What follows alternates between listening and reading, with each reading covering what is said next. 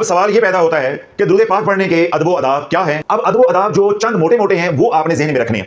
ایک تو یہ ہے کہ آپ کا طاہر ہونا، یعنی آپ کا ظاہر بھی اور آپ کا باطن بھی پاک ہونا، یہ بنیادی شرائط میں سے پہلی شرط ہے۔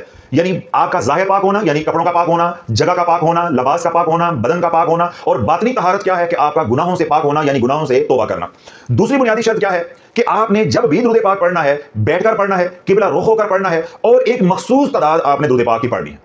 یہ نہیں ہوگا کہ کبھی آپ 500 پڑھیں اور کبھی آپ 1500 پڑھیں، کبھی آپ 1500 پڑھ رہے ہیں اور اگلے دن آپ 4000 پڑھ رہے ہیں۔ جب آپ روحانیت کے لیے، نورانیت کے لیے، تصرف کے لیے، اختیار کے لیے، دیدار مصطفیٰ علیہ الصلوۃ والسلام کے لیے، یا قلبی تعلق کے لیے، یا حضوری کے لیے درود پاک پڑھیں گے، تو میں نے کیا کہا کہ ایک تعداد جو کسی نے آپ کو بتائی ہے یا آپ نے خود سے اس کا تعین کیا ہے، وہ تعداد آپ نے روزانہ پڑھنی ہے۔ آپ کا طاہر ہونا ضروری ہے، یعنی طہارت ہونا ضروری ہے، ظاہری طہارت بھی، باطنی طہارت بھی۔ پھر ادب و آداب میں کیا ہے کہ ایک وقت کا تعین کر لیں، ایک جگہ کا تعین کر لیں۔ اسی طرح آپ کا جائے نماز ہے وہ بھی ایک ہونا چاہیے، اور قبلہ رخ ہونا چاہیے، با ادب 4 زانوں یا 2 زانوں ہو کر آپ پڑھیں۔ اسی طرح جب آپ درود پاک پڑھیں تو کوشش کریں کہ آپ زیادہ سے زیادہ عود خوشبو استعمال کریں۔ جتنی عود خوشبو آپ استعمال کریں گے اتنی ہیلنگ انرجی زیادہ پیدا ہوگی۔ جب آپ پورے اہتمام کے ساتھ یا موٹی موٹی جو شرائط ہے یا ادب و آداب ہیں جو میں نے آپ کے سامنے عرض کی ہیں، ان کا لحاظ رکھو گے یا پورا کرو گے تو آپ کا ہر اٹھنے والا قدم یا ہر گزرنے والا لمحہ آپ کو آپ کی منزل کے قریب کرتا جائے گا۔ انشاءاللہ آپ کو کامیابی ایک دن مل کر رہے گی۔